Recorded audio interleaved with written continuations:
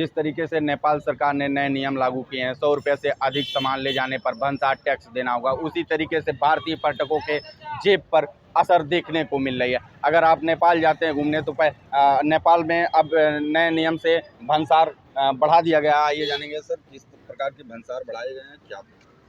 अभी आज ही से लागू कर दिया गया है। जो भारतीय पर्यटक अपना नेपाल में घूमने के लिए जाते हैं उनके वाहनों पे टैक्स 200 से 300% बढ़ा दिया गया है।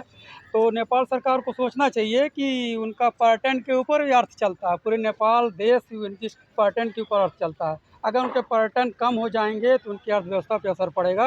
ये विचार करना चाहिए उनको। और हमारे भारतीय पर्यटक या विदेश के जो भी हैं, अगर नेपाल घूमने जाते हैं, खर्च करके आते हैं, वहाँ से क्या ले आएंगे? खर्च ही करेंगे।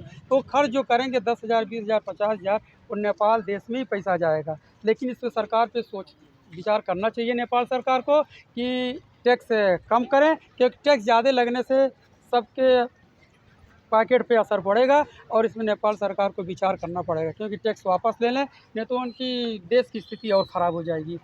जो आने वाले समय में भारत संबंध, नेपाल का संबंध खराब होगा। इससे भारत सरकार भी हस्तक्षेप करके इस मसले पे विचार करना चाहिए।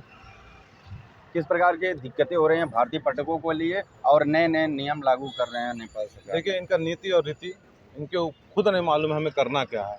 कुछ वर्षों पहले 500 से 1000 रुपये इन्होंने कार का भंसार कर दिया था।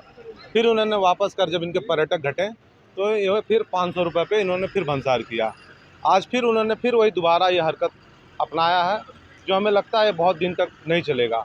आज देखिए, हमारे देश के भारतीय पत्रकार नेपाल जाते हैं, नेपाल के प्रति इतना अच्छा व्यवहार और इतना कहते हैं कि यहाँ पर्यटक आइए, उनके लिए ये व्यवस्था, तमाम व्यवस्था किए जाएंगे, उनके सुख दुख में शामिल रहेंगे हम लोग। लेकिन यही भारतीय नेपाल के पत्रकार और नेपाल के कुछ लोग जो उल्टा सीधा बोलते हैं हमारे देश के बारे में, हमारे भारत के बारे में और हमारे यशस्वी प्रधानमंत्री नरेंद्र मोदी जी के बारे में, यह हमें बहुत बुरा लगता है। ऐसा नहीं होना चाहिए। तो सुना आपने, पहले ये था कि बुटवल तक और लुम्बिनी तक भंसार का जो टैक्स है वो नहीं लगता था, अब भंसार देना पड़ेगा। भारत नेपाल न्यूज़ के लिए कृष्णा गुप्ता, सुनौली, महाराजगंज।